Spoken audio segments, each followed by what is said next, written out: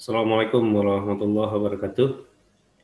Pada hari ini kita akan membahas tentang aspek-aspek untuk cost control. Jadi artinya cost control ini atau pengendalian biaya ini nanti sangat kita perlukan sekali untuk penerapan kita nanti di lapangan.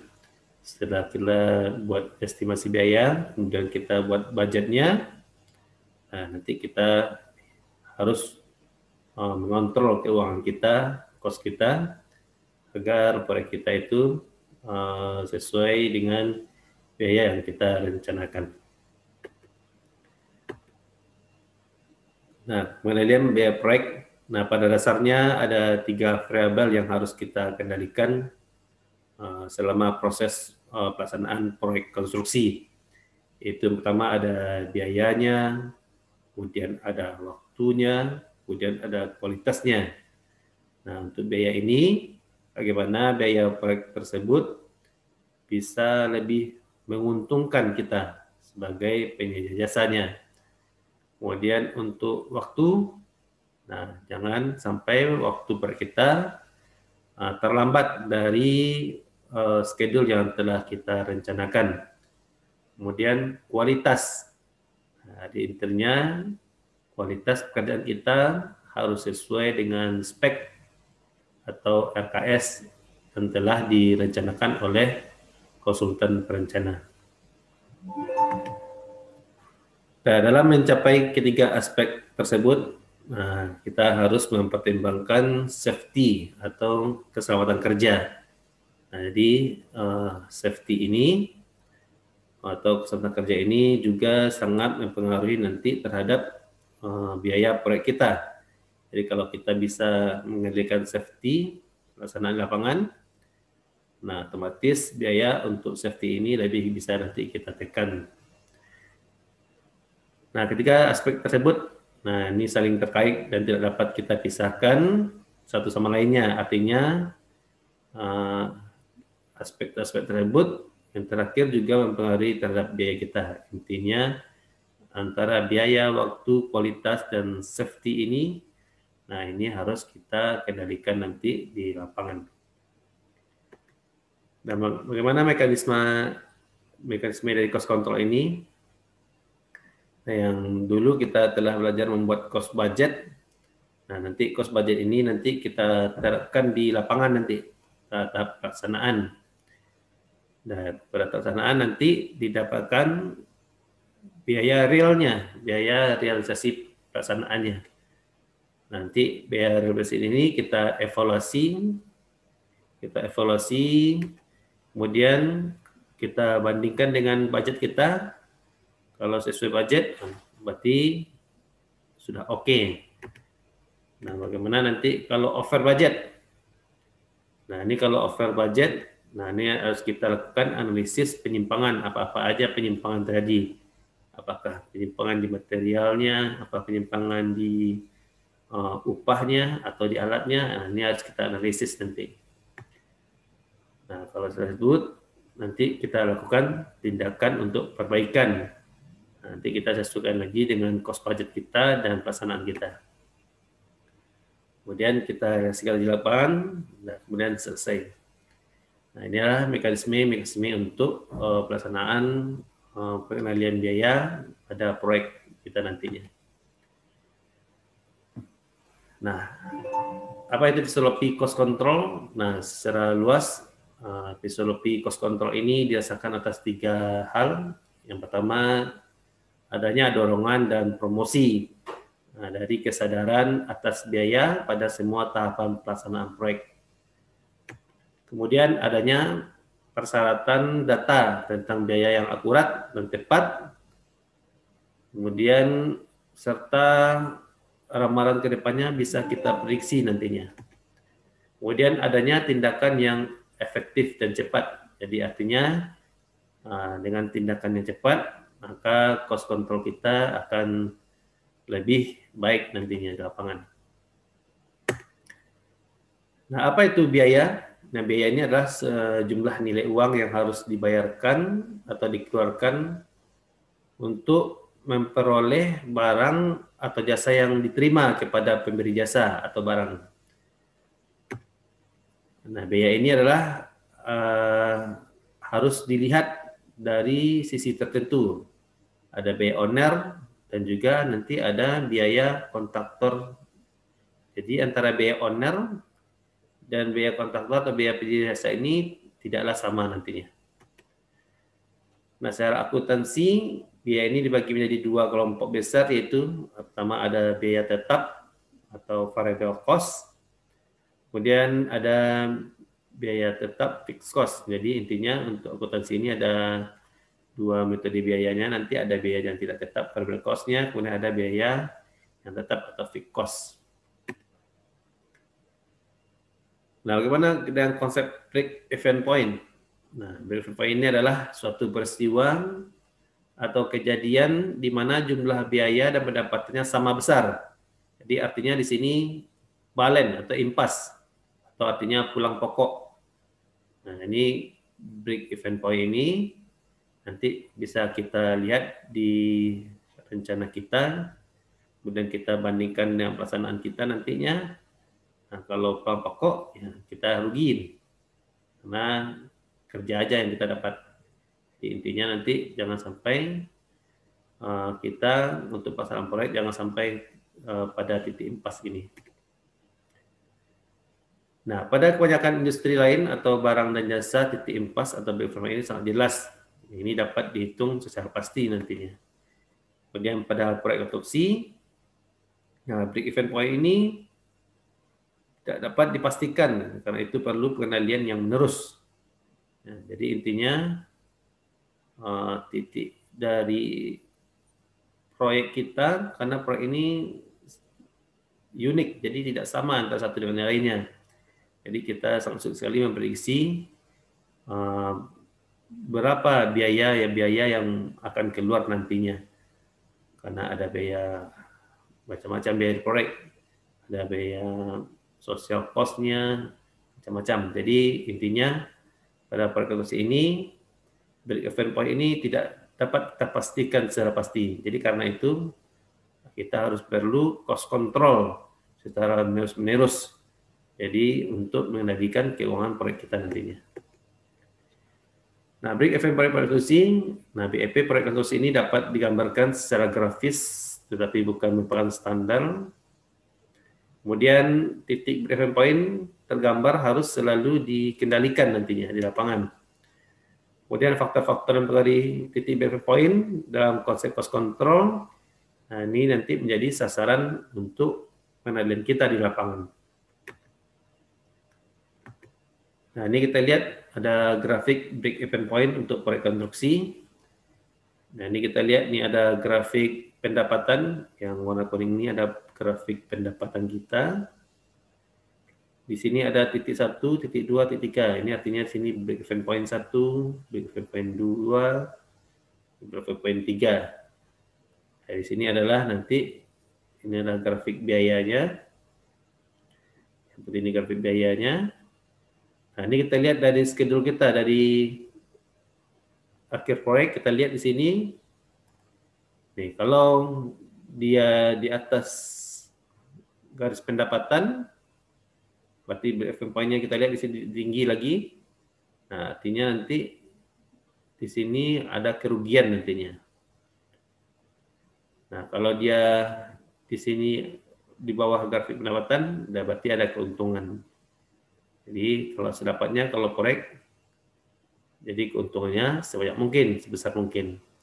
Nah, ini kita lihat, ini ada break even point 1. Ini ada break even point 2, berarti di sini titik balennya. Kalau titik balen sini, berarti bawahnya ini keuntungannya lagi tinggalnya lagi. Kita lihat sini break even point-nya di atas lagi, berarti keuntungannya lebih sedikit lagi. Kemudian break even 3 kita lihat titiknya besar di bawah sini, berarti break even point-nya lebih besar lagi nanti. Jadi keuntungannya lebih besar lagi labanya. Jadi intinya semakin ke bawah break even point, maka keuntungan kita semakin besar nanti.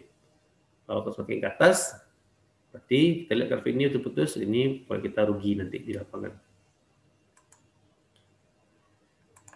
Nah, bagaimana konsep waktu dalam cost control?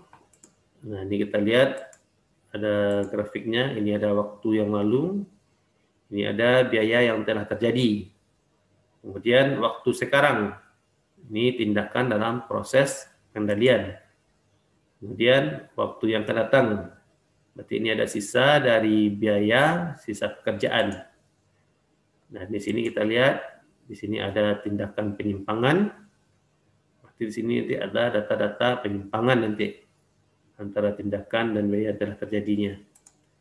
Kemudian di sini kita lihat, ini ada sisa pekerjaan dan ada peluangnya.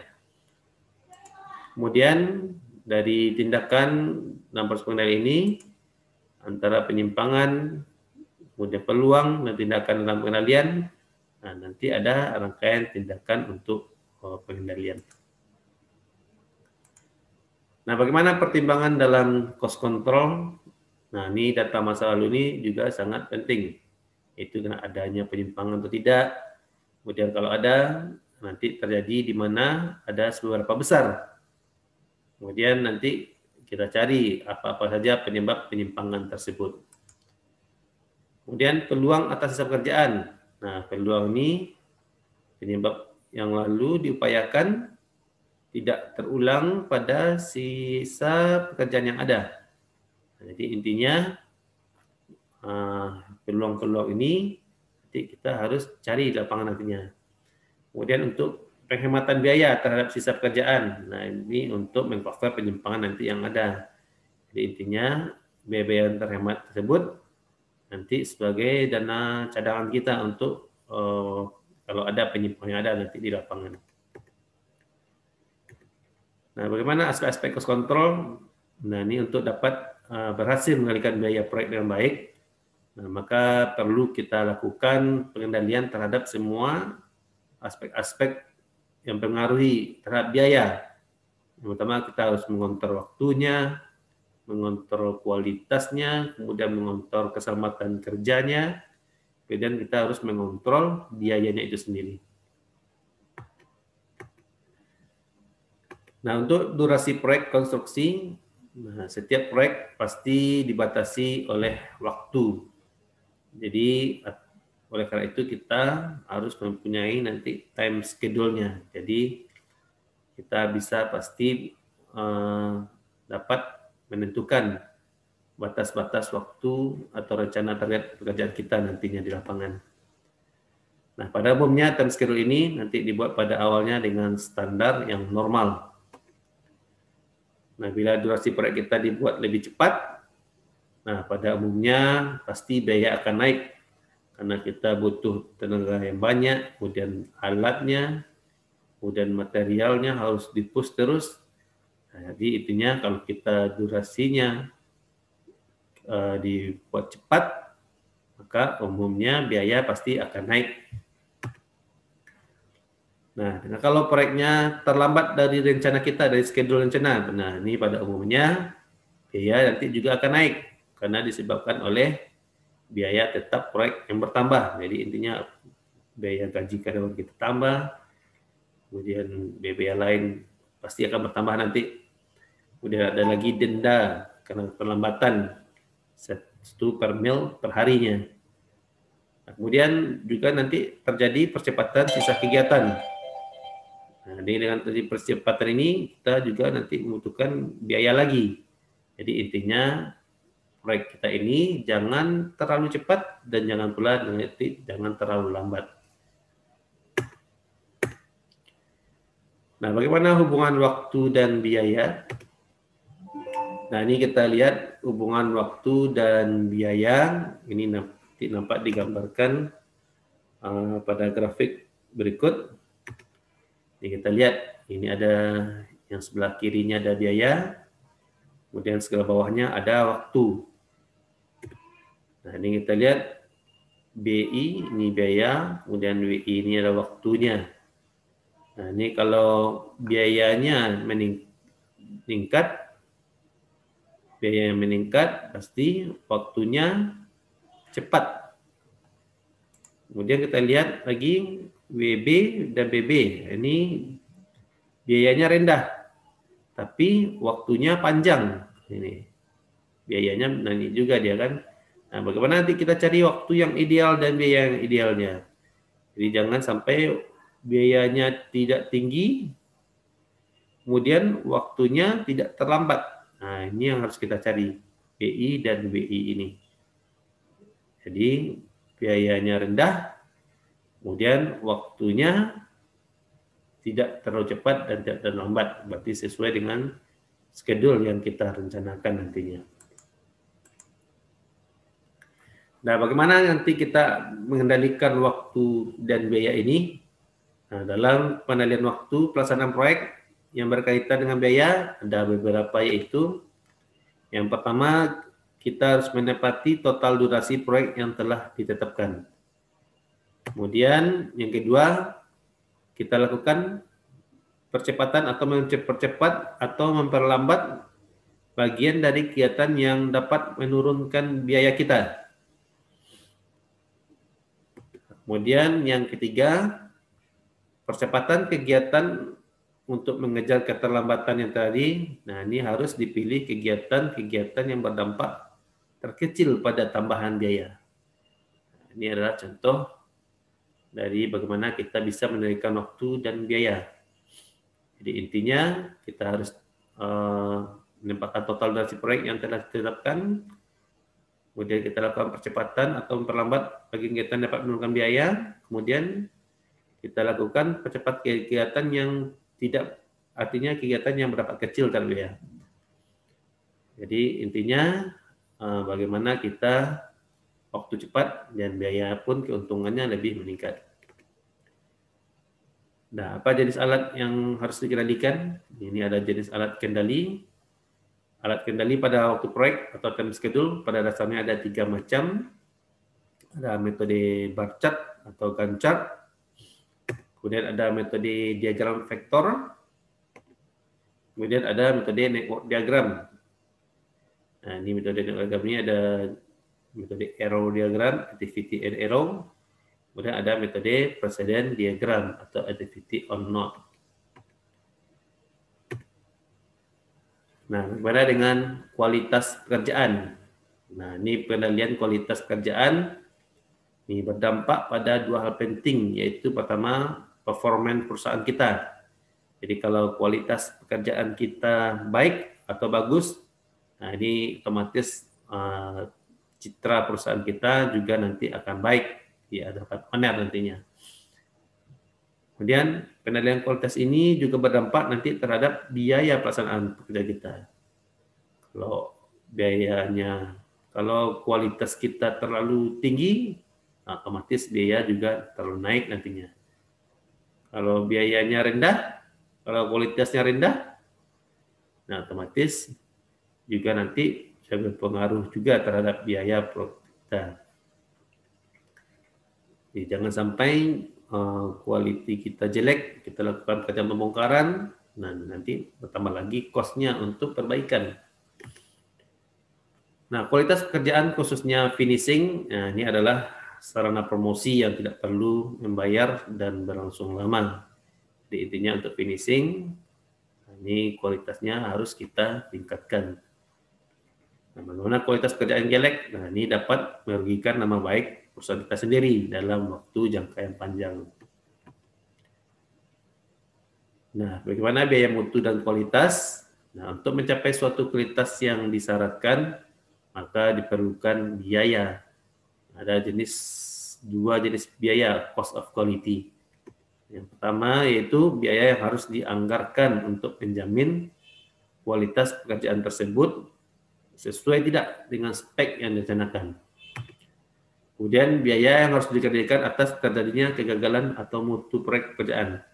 Jadi kalau proyek kita gagal atau speknya tidak sesuai, nah ini harus ada lagi biaya kegagalan untuk perbaikannya.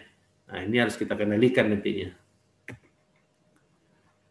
Nah, jadi total cost of quality adalah jumlah dari keduanya.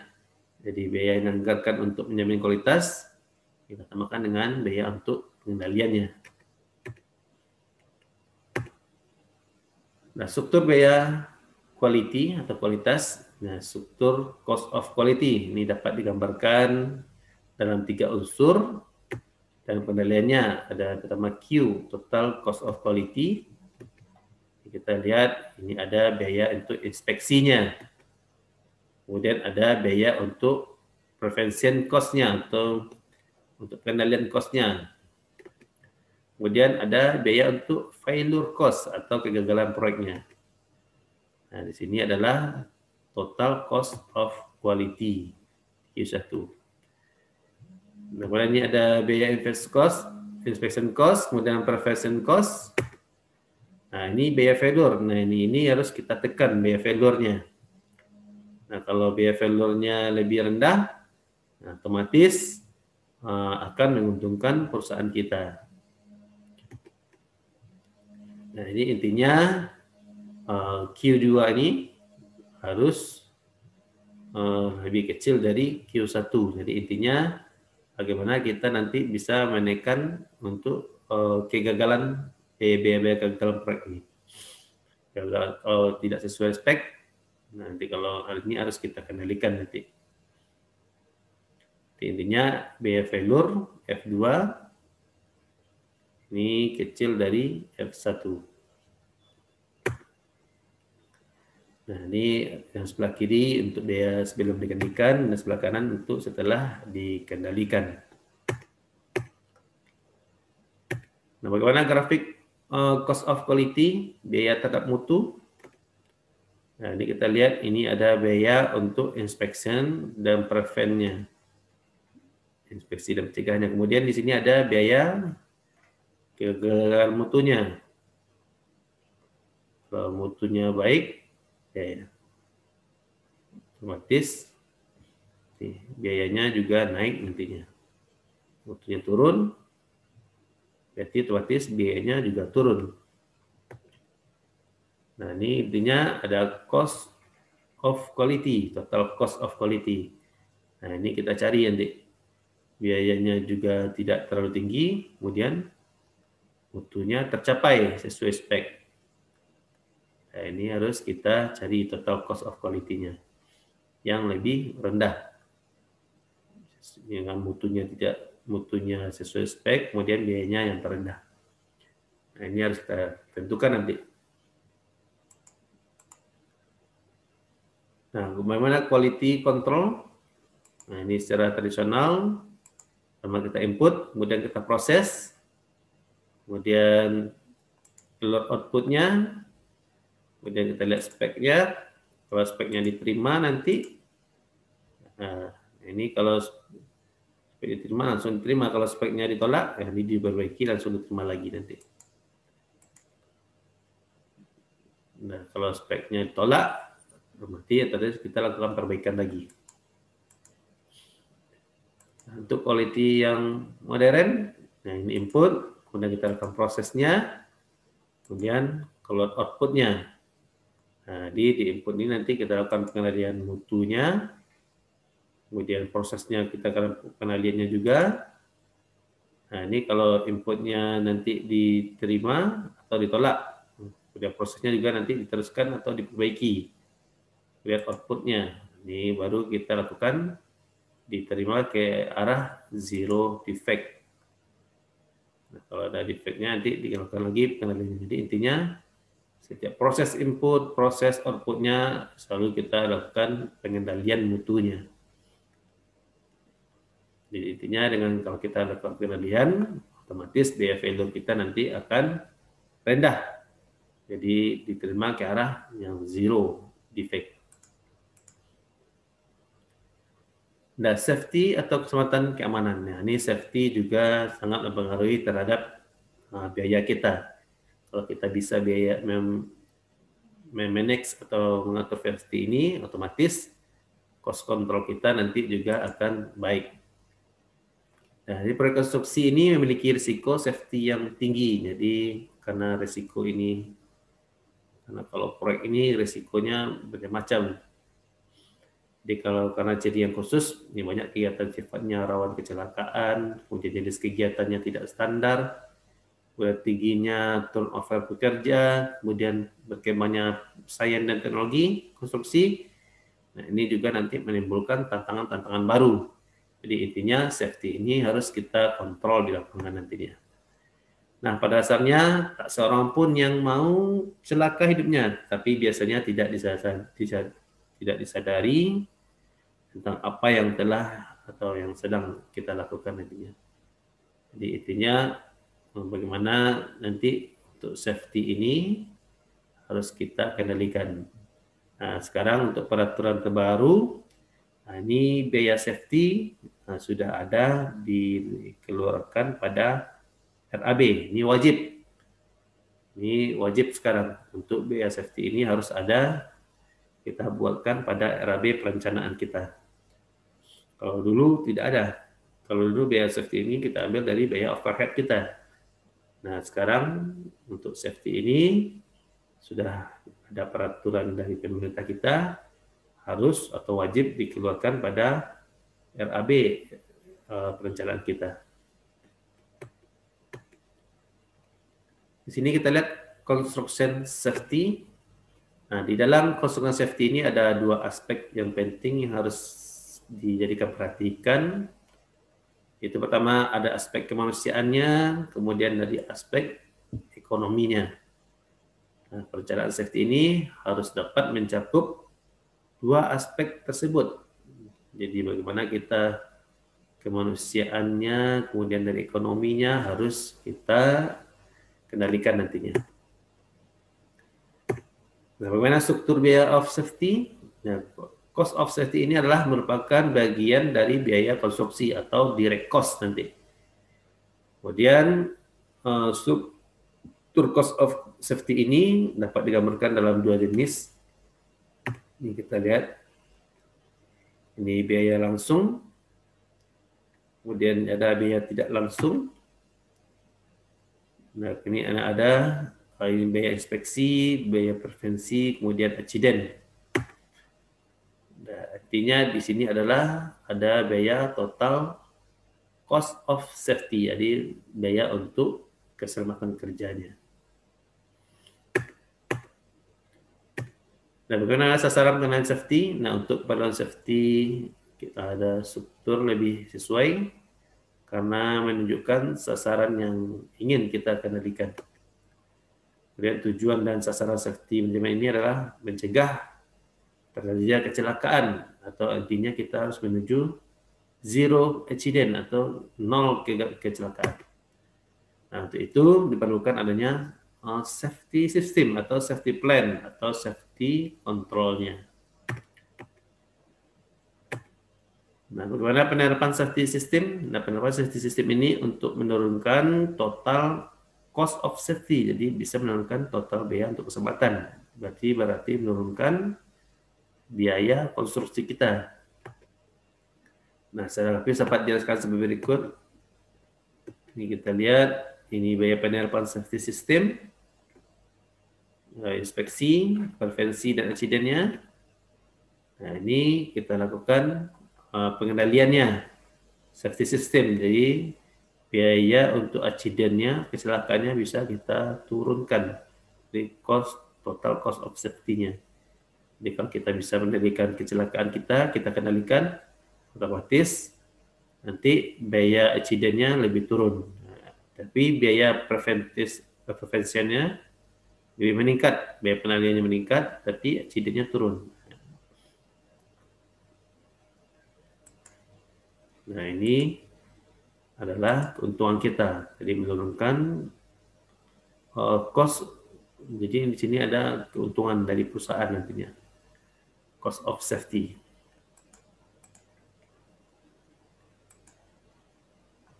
Nah, kita kembali pada cost control. Ya, jadi yang mendorong peran cost control ini jadi penting di konstruksi nantinya. Ini adalah harga jual bersifat konservatif atau relatif tetap. Kemudian biaya produksi bersifat fluktuatif atau sangat mudah berubah bila tidak dikendalikan. Nah, untuk mengatasi kondisi yang dilematis tersebut, nah, maka harus kita perlukan kemampuan tentang construction cost, kemudian kemampuan dalam cost control. Nah, bagaimana unsur dan faktor biaya? Dan unsur biaya langsung proyek ini dibagi menjadi 2 kelompok. Yang pertama ada kelompok dominan, bahan, upah, alat atau subkonnya. Kemudian ada kelompok minoritas, yaitu persiapan pembensaian, overhead, administrasi, dan lain-lain sebagainya. Nah, faktor tersedia biaya ada 2, yaitu ada kuantiti pekerjaan, kemudian harga satu pekerjaan. Ini adalah faktor tersedia biaya. Nah, pengalian biaya, tindakan nyata atau real dalam pengalian biaya. Nah, intinya sini kita bagaimana kita mengendalikan kuantiti dan harga satuan untuk upah, bahan, alat, subkon, persiapan, penyelesaiannya, administrasi dan sebagainya. Nah, ini harus kita kendalikan. Ya, jadi mengendalikan penyimpangan yang apa yang mungkin akan terjadi nantinya.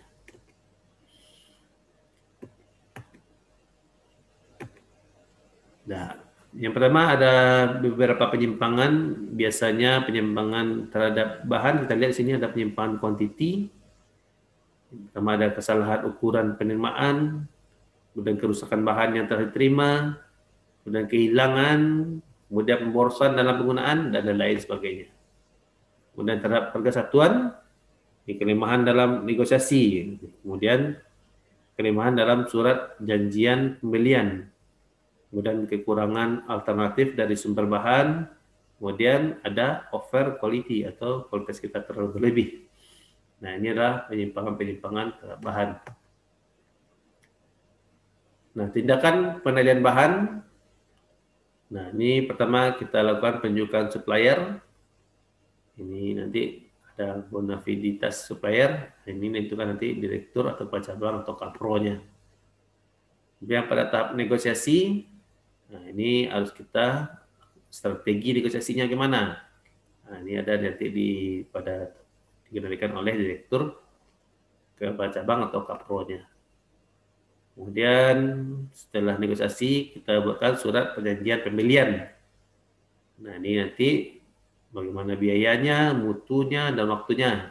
Nah, ini nanti ditentukan oleh direktur atau kepala cabang atau kapro-nya. Kemudian pada tahap proses pengadaan. Nah, ini harus kendalikan waktu, mutu, dan safety-nya nanti. Nah, ini nanti dikelola oleh kapro, logistik, dan set engineering-nya. Kemudian pada tahap penerimaan atau penggunaan bahan, nah ini harus kita kendalikan kuantitinya, kemudian mutunya, safety-nya harus kita kendalikan. Nah, ini penanggung jawab nanti ada pihak logistik atau perkara set engineering-nya.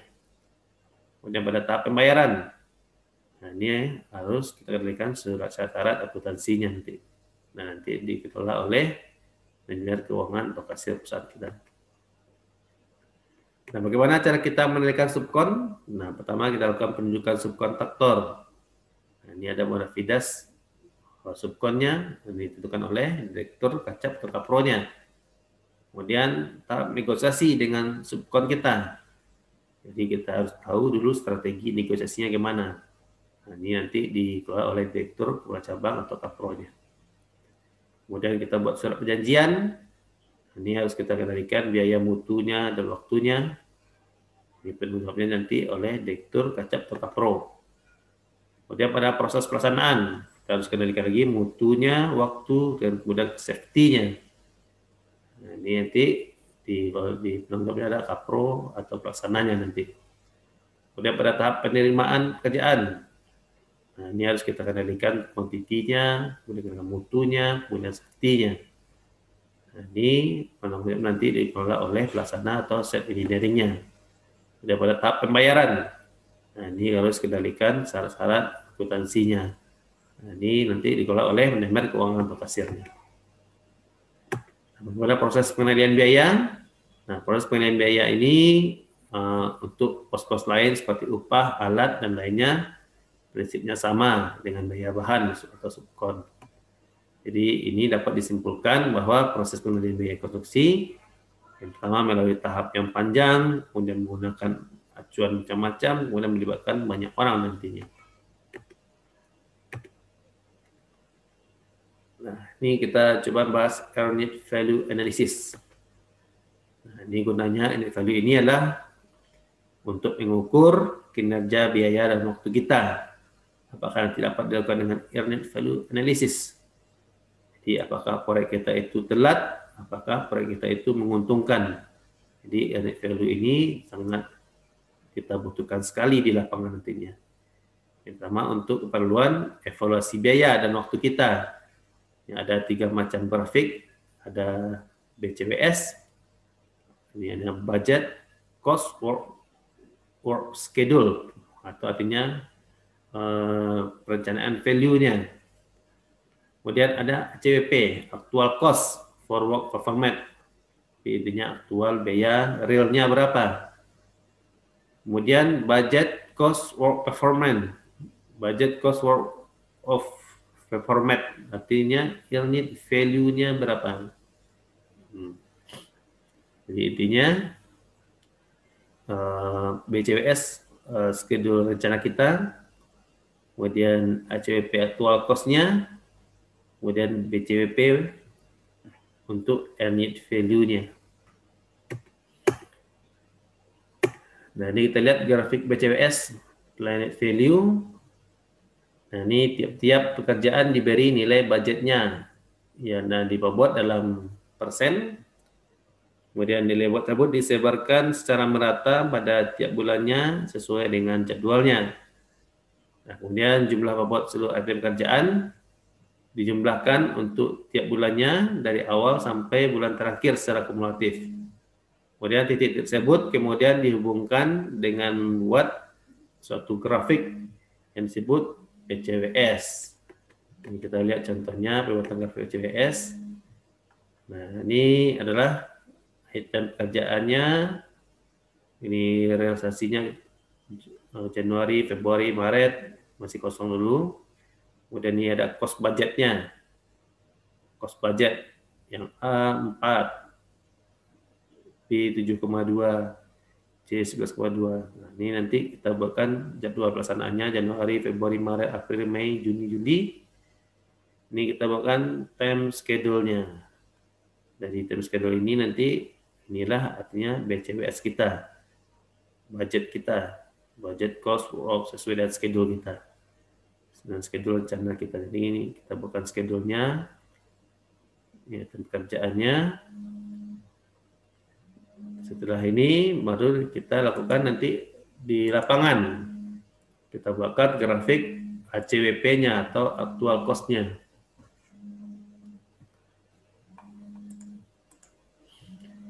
Nah, jadi intinya ACWP ini adalah realisasi biaya dari penyelesaian tiap item pekerjaan. Nah, ini dicatat bobotnya. Jadi untuk tiap bulannya. Kemudian jumlah bobot penyelesaian semua item pekerjaan yang ada itu tiap bulannya kita kumulatifkan. Kemudian titik tersebut dihubungkan lagi dengan membentuk satu grafik yang disebut ACWP, actual cost work performance. Kita lihat contohnya nantinya. Bagaimana kita membuat grafik ACWP. Nah, ini item pekerjaannya, ini realisasinya Januari, A 4,4, berarti sesuai jadwal dia, berarti full Januari. Kemudian realisasi ini, B, Januari 6, Februarinya 2,4. Budget cost-nya 7,2. Ini ada kelebihan berarti dengan budgetnya ada 7,2, sekarang pelaksanaannya ada 8,4, berarti ada kelebihan di sini nantinya. Kemudian C, kerjaan C. Ini Februari 2,4, Maret 8,8. Berarti 8, 9, 10. Nah, ini kita buatkan grafiknya ini. Nah, begitu seterusnya. Nanti intinya di sini realisasinya, ini BCWS-nya 7,6, kemudian ini actual cost-nya di bulan pertama 15,2, berarti actual cost-nya lebih meningkat dari BCWS-nya. Kemudian 29 Februari 29,2 kita jumlahkan lagi ini kan semuanya. Kemudian ACWP bulan Maret ada 59,2. Ini kita lihat nih ada garis vertikal nih, progres Maret, di Maret. Yang garis miring ini progres Januari. Kalau miringnya ke kiri, ini progres Februari. Kalau putih ini berarti belum dilaksanakan ya, ini belum dilaksanakan. Nah, ini kita lihat PCWS-nya 49,6. Sedangkan aktualnya kita lihat di sini ACWP-nya 59,2, berarti meningkat.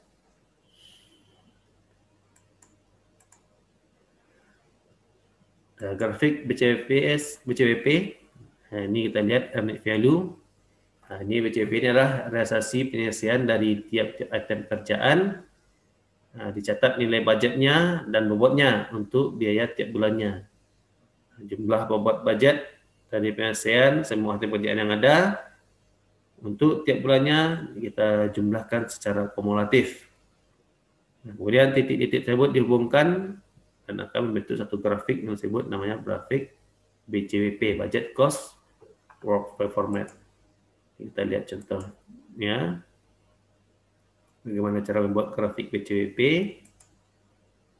Ini kita lihat garis putus ini BCWS, kemudian garis yang putih ini ACWP, kemudian garis kuning ini adalah BCWP-nya. Nah, ini pekerjaan bulan Januari, ini pekerjaan bulan Februari, kita lihat di progres Januari ini. Kemudian ini progres Februarinya.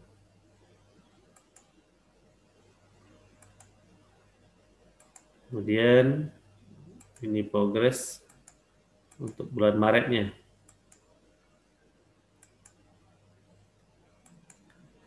Progres Maret. Nah, ini pekerjaan yang putih-putihnya yang belum dikerjakan nih. Berarti yang akan kita kerjakan nantinya. Berarti ini titik-titik ini kita hubungkan untuk BCWP-nya. Ini kemudian Februari, kemudian Maret. Nah, ini adalah garis untuk BCWP-nya.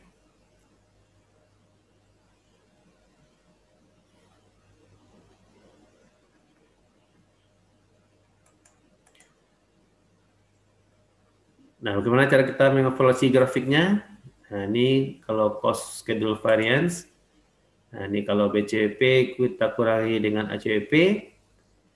Nah, kalau besar dari 0, berarti cost-nya underrun. Berarti menguntungkan kita. Cost under di bawah, cost-nya di bawah. Kemudian kalau BCWP-nya kita kurang BCWS besar dari 0, berarti ahead schedule, berarti schedule-nya di atas, berarti cepat ya. Nah, kemudian cost of schedule performance index. Nah, kalau BCWP kita bagi dengan ACWP nilainya besar dari 1, berarti menguntungkan ya, berarti cost-nya underrun.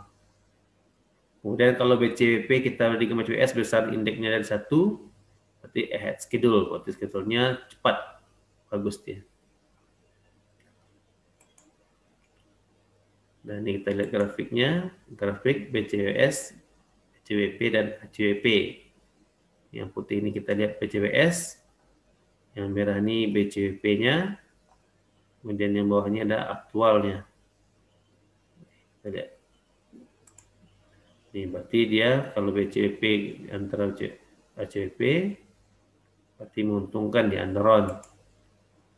Jadi kita lihat dari schedule-nya BCWP dengan BCWS. Kalau dia BCWP lebih besar, berarti ahead, berarti lebih cepat dia.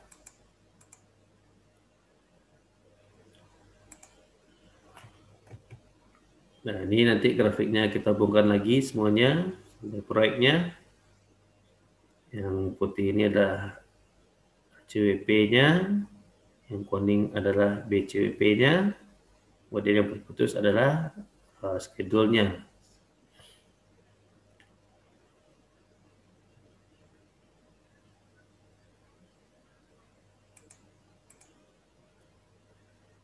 Oke, ini adalah contoh formulir untuk pengendalian biaya.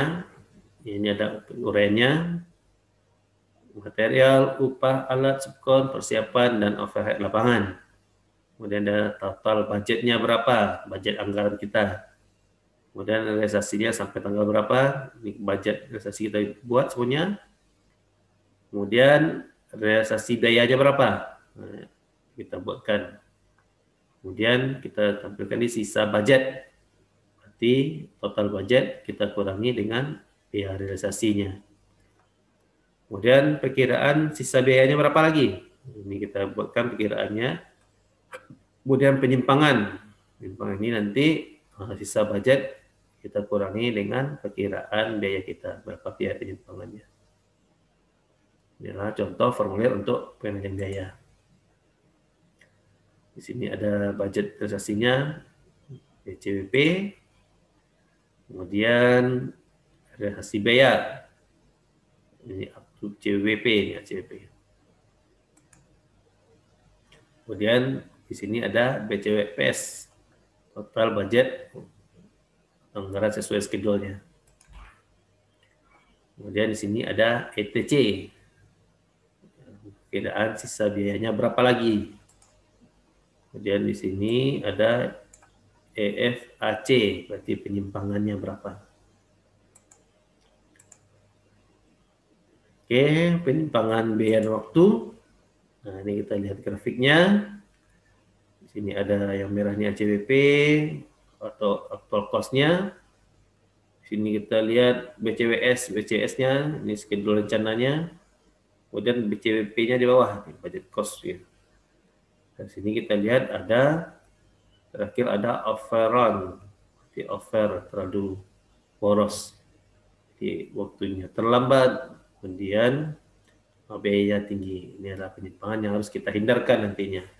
Jadi jangan sampai di proyek biaya aktualnya lebih besar dari biaya rencananya, kemudian waktunya lebih panjang dari waktu yang kita rencanakan. Oke, terima kasih. Assalamualaikum warahmatullahi wabarakatuh.